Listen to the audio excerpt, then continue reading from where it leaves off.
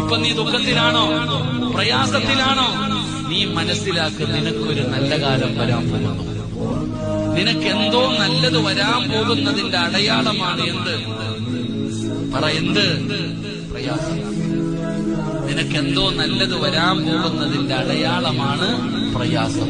ആ പ്രയാസത്തിന്റെ പുറകിൽ നിനക്കൊരു സന്തോഷം വരുന്നുണ്ട്. അല്ലാഹു നമുക്ക് ഈമാൻ നൽകുമാറാകട്ടെ.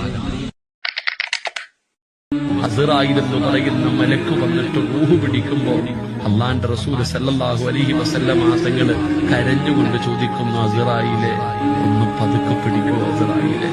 എനിക്ക് വേദനിക്കുന്നു അസ്റായീലെ, എനിക്ക് താങ്ങാൻ പറ്റുന്നില്ല അസ്റായീലെ, ഒന്ന് പതുക്കെ പിടിക്കുമോ?